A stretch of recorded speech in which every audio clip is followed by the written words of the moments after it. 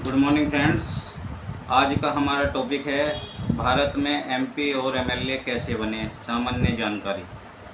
आज ये उन प्रत्याशियों के लिए बहुत ही अच्छा रहेगा जो एमपी एमएलए बनना चाहते हैं, तो ये सामान्य जानकारी उन्हें बहुत काम आने वाली है। मैं आपको बता दूं कि मुझे एज एन एडवोकेट तो इस चीज़ की जानकारी है ही है। मैंने प्रैक्टिकली भी इसकी जानकारी हासिल की है। मेरी वाइफ ने जो है 2012 में मुजफ्फरनगर विधानसभा का चुनाव लड़ा, तो सारी प्रक्रिया की जानकारी मेरी वाइफ के साथ साथ मुझे भी हो गई।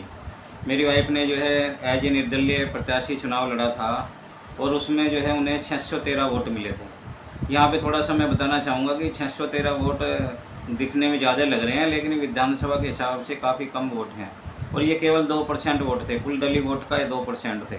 और जो हमारे जो चुनाव होता है एमपी एमएलए का, वो रिप्रेजेंटेशन ऑफ पीपल्स एक्ट 1951 के अनुसार होता है और आरपीए 1951 में बहुत सारे सेक्शंस हैं, उनके अनुसार जो कानून लिखा हुआ है उसके अनुसार ये चुनाव होते हैं, उसके अनुसार ही एमपी एमएलए जीत कर आते हैं। मैं यहाँ पर आपको ये भी बताना चाहूँगा कि किसी प्रत्याशी को जमानत बचाने के लिए कुल डली वोट का 1/6 चाहिए। 1/6 चाहिए, चूँकि मेरी वाइफ को 2% वोट मिली थी तो उसकी जमानत जब्त हो गई थी और 99% जमानत निर्दलीय प्रत्याशियों की और अनरजिस्टर्ड पार्टियों की भारत में जब्त हो जाती है। वो इसलिए क्योंकि कुल डली वोट का 1/6 अर्थात 16.67% वोट लाना बहुत ही कठिन काम होता है और इस तरह से उनकी जमानत जब्त। एमएलए की जो जमानत राशि है वो SC ST के लिए 5,000 है, बाकी सब के लिए 10,000 है। इसी तरह एमपी के लिए जो जमानत राशि है वो SC ST के लिए 12,500 है और बाकी सब के लिए 25,000 है। तो इसलिए ये जमानत राशि सरकार जब्त कर लेती है। ये इसलिए लगाई गई थी जमानत राशि की को जो नॉन सीरियस कैंडिडेट है वो पर्चा न भर दे और जो है सरकारी जो मशीनरी है उसे उसका बड़ा नुकसान होगा, क्योंकि अगर कोई अननेसेसरी पर्चा भरता है तो उससे जो है सरकार को बहुत खर्च वहन करना पड़ता है। जैसे बैलेट पेपर छपवाने पड़ेंगे, बहुत सारे उन्हें सुविधाएं देनी पड़ेगी, सिक्योरिटी देनी पड़ेगी और जो है इस तरह से जो है ना, इसे जो सरकार को जो परेशानी ना हो इसलिए जो है ये किया गया कि जो जमानत राशि का प्रोविज़न रखा गया। इसमें जो एमपी एमएलए बनने के लिए जो मेन बात है कि कोई भी भारतीय इसमें एमपी एमएलए बन सकता है, लेकिन मैं आपको ये बताना चाहूँगा कि एमपी एमएलए बनने के लिए जो डिस्क्वालिफिकेशन भी होती है, जो आर्टिकल 102 है भारतीय संविधान का, वो एमपी की डिस्क्वालिफिकेशन बताता है और जो आर्टिकल 173 है वो एमएलए की डिस्क्वालिफिकेशन बताता है। अर्थात इसमें जो जो लिखा है इन आर्टिकल्स में, उनके अनुसार कोई व्यक्ति क्वालिफाइड है या डिस्क्वालिफाइड है पता लग जाता है और उसके बाद ही जो है वो चुनाव लड़ सकता है। अदरवाइज जो है उसका पर्चा निरस्त कर दिया जाता है। तो एमएलए का चुनाव लड़ने के लिए मैं आपको थोड़ा सा बताना चाहूँगा कि इसमें जैसे ही चुनावी घोषणा इलेक्शन कमीशन करता है तो उसके बाद जो है मॉडल कोड ऑफ कंडक्ट लागू हो जाता है, आचार संहिता लागू हो जाती है। प्रत्याशियों को हर एक्टिविटी आपको जो है परमिशन लेकर करनी पड़ती है, चुनाव अधिकारियों से परमिशन लेनी पड़ती है। एक चुनाव कमिश्नर थे हमारे TN शेषन जी, उन्होंने तो इसमें बहुत ही क्रांति लाई और जो है ना आज की डेट में मॉडल कोड ऑफ कंडक्ट बहुत सख्त हो गया है। वरना पहले आपने अगर देखोगे 80 के दशक से पहले तो ढोल नगाड़े बजते रहते थे और करोड़ों रुपए जो है प्रत्याशी खर्च कर देते थे और ये इससे देखा जाता था कि कई बार जो है वो वोट को खरीद भी लेते थे। तो इस तरह से इन चीज़ों को रोकने के लिए इलेक्शन कमीशन बड़ा स्ट्रिक्ट है और आज की स्थिति ये है कि प्रत्याशियों पर मुकदमे दर्ज हो जाते हैं अगर वे परमिशन नहीं लेते हैं या जो है गैर कानूनी प्रचार करते हैं, मॉडल कोड ऑफ कंडक्ट का उल्लंघन करते हैं। तो इसलिए जो ये ध्यान रखा जाता है कि हर प्रत्याशी को ध्यान रखना चाहिए कि उसकी जो आचार है उससे जो है ना कोई भी कानून का उल्लंघन ना हो। अब पर्चा जब आपका भर जाता है तो उसके बाद 7 दिन का समय चुनाव कमीशन देता है, उसके अंदर पर्चा भरना पड़ता है। उसके बाद जो है आपकी पर्चा वापस लेने की भी तिथि होती है, उसमें जो है उसके बाद अगर पर्चा वापस ले लिया तो ठीक है, उसके बाद पर्चे की स्क्रूटनी होती है। उसके बाद जो नियमों कानूनों के अनुसार सही नहीं होते हैं वो पर्चे निरस्त कर दिए जाते हैं और जो सही कैंडिडेट पाए जाते हैं उनकी सूची जारी कर दी जाती है।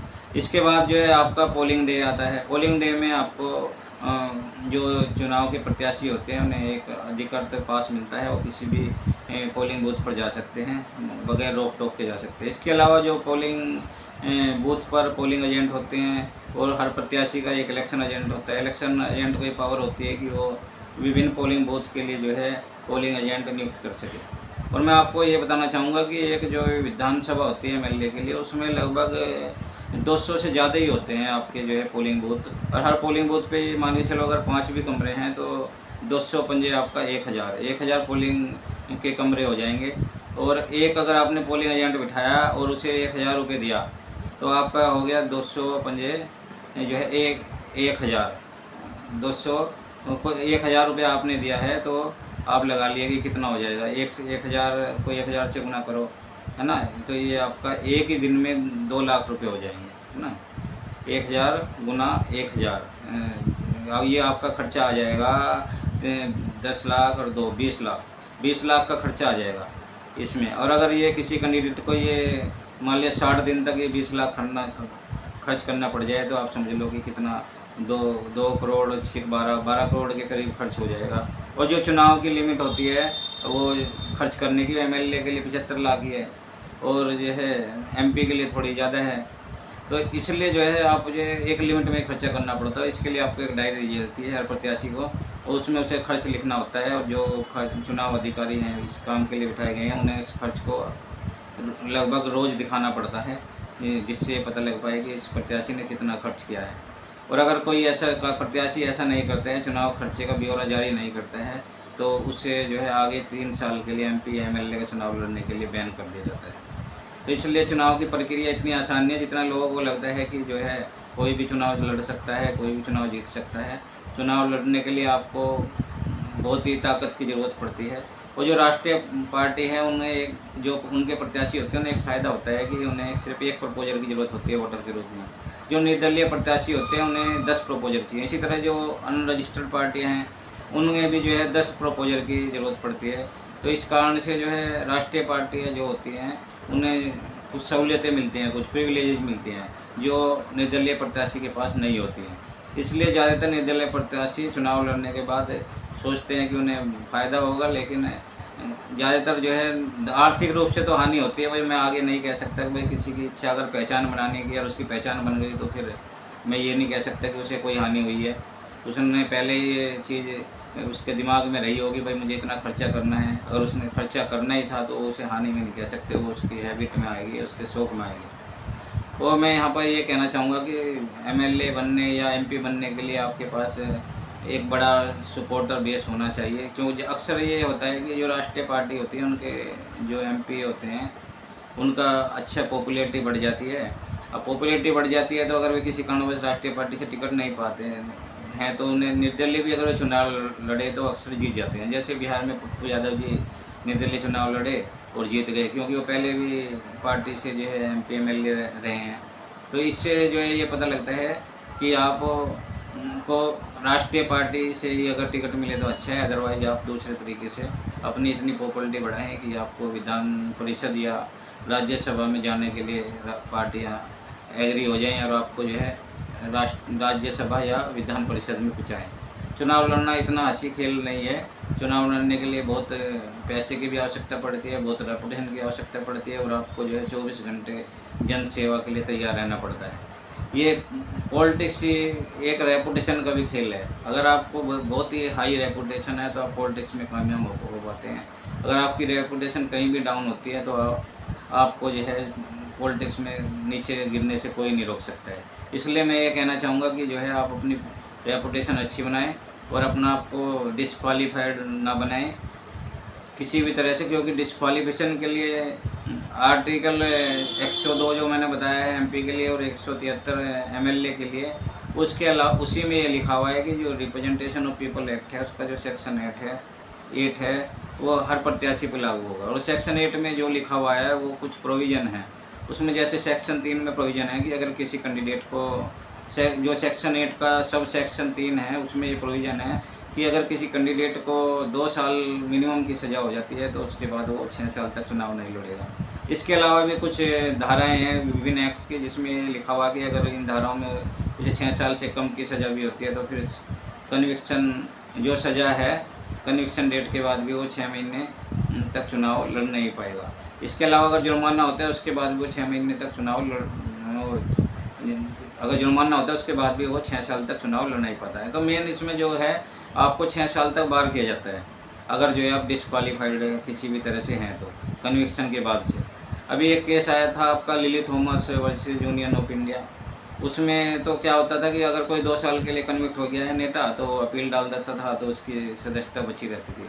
लेकिन जो सुप्रीम कोर्ट का वो जजमेंट आया था तो उसमें ये कर दिया गया है साहब कि जैसे ही कन्विक्शन होगा आपका 6 ईयर की बार लागू हो जाएगी।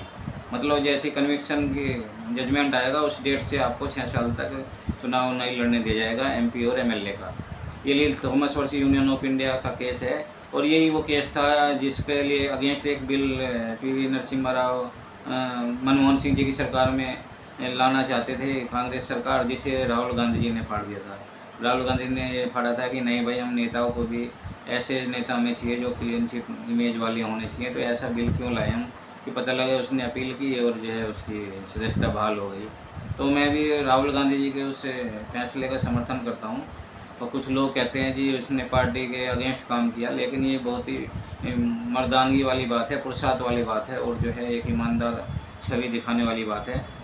हो सकता है मेरी विचारधारा अलग हो, लेकिन जो है मैं ये जो राहुल गांधी जी का ये प्रयास था उसको मैं बहुत ही अप्रिशिएट करता हूँ कि उन्होंने जो है भ्रष्टाचार, जो राजनेता हैं भ्रष्टाचारी, उन्हें मतलब विधानसभा में या संसद में ना घुसने देने के लिए जो बिल लाने का बिल ला करके उन्हें फिर से बहाल किया जा रहा था और उनके जो है कुकर्मों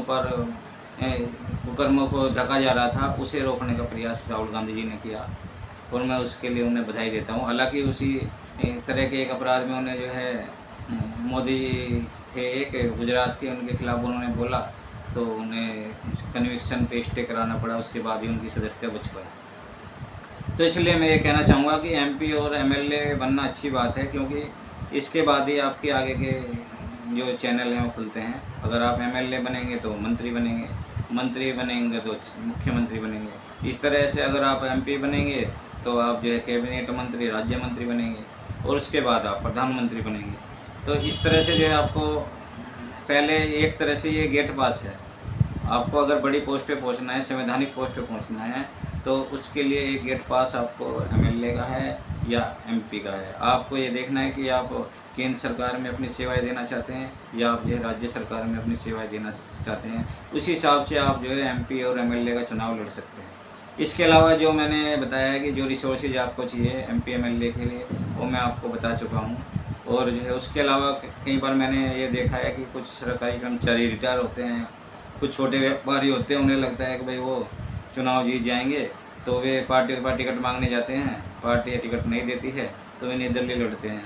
तो उनका भ्रम बहुत जल्दी टूट जाता है जब उन्हें पता लगता है कि उनकी वोट जो है 1000 भी नहीं आ पाई हैं। तो मैं यही कहना चाहूँगा कि आप अपना आपको पॉपुलर बनाएं। जितना ज़्यादा पॉपुलर होंगे राष्ट्रीय पार्टी आपको महत्व देगी और राष्ट्रीय पार्टी आपको राजनीति में ऊंचा उठने में मदद करेगी। इसके अलावा आपको जो वेरी हाई रेपुटेशन बना के रखनी है। और ये भारतीय जो समाज है, खासकर यहाँ पे पॉलिटिक्स में नैतिकता का स्तर बहुत ही ऊंचा होना चाहिए। अगर आपकी नैतिकता डाउन है तो आपको पॉलिटिक्स में संघर्ष करना पड़ सकता है। इसलिए आप नैतिकता का स्तर ऊपर बना के रखें, एग्जाम्पलरी हाई मोरल वैल्यूज रखें, जैसे मैं रख रहा हूँ हमेशा। अगर आप ऐसा रखेंगे तो आपको पॉलिटिकल कैरियर में हमेशा फ़ायदा होगा। Thank you very much viewers for listening me. Thank you.